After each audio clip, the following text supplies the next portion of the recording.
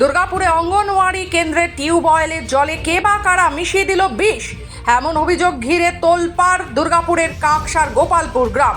আরও বেশ কয়েকটি বাড়ির টিউবওয়েলেরও একই অবস্থা। তড়িঘড়ি টিউবওয়েলে সিল করে দিল পঞ্চায়েত।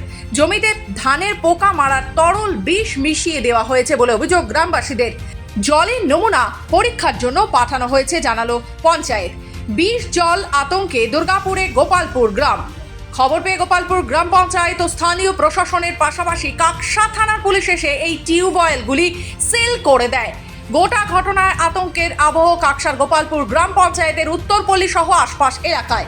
ইতিমধ্যেই পঞ্চায়েতের তরফে জলের স্যাম্পেল নিয়ে পরীক্ষার জন্য পাঠানো হয়েছে।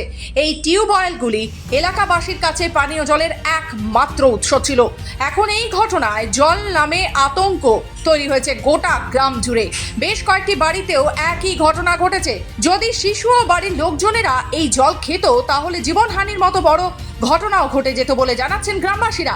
কাকসা থানার পুলিশ এই ঘটনার তদন্ত শুরু করেছে। জল গেঁজে উঠছে আর সাদা জল, আর এত গন্ধ মানে বলা যায় না, খাওয়া যাচ্ছিল না। না তারপরে কি আপনারা কি খবর দিলেন পঞ্চায়েতে? পঞ্চায়েত আর জল আমাদের ব্যবহার করা হয় নাই তো। হ্যাঁ তারপর পুলিশ আসলো। হ্যাঁ, নিয়ে গত পরশু রাতে গোপালপুর উত্তরপাড়ার 2-3টি চাপ কলে কিছু অজ্ঞাত পরিচয় ব্যক্তি কিছু তরল বিষ জাতীয় পদার্থ মিশিয়ে দেয়।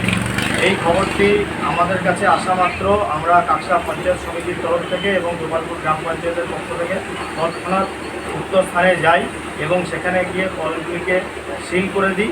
এবং ঘটনাটা আমাকে এখানে এলাকাবাসী ফোন করেছিল যে এরকম দিদিমণি এখানে কলের মধ্যে রাসায়নিক কোনো বস্তু দিয়ে দেওয়া হয়েছে, এই খবরটা গেছিল। তা এর বেশি আমি মানে এর থেকে বেশি পাশের বাড়ি যে একদম সংলগ্ন তারা ভালো বলতে পারবে। আমার এক দাদা আসছিল, তো গন্ধ বেরিয়েছিল এখানে, তো তখন এসে দেখি যে গন্ধ বেরোচ্ছে, তো তখনই কলটা বন্ধ করে দেওয়া হয়েছিল। তারপর পঞ্চায়েতে আমাদের বলা, পঞ্চায়েত থেকে প্রধান সবাই আসলো, দেখার পর কলটা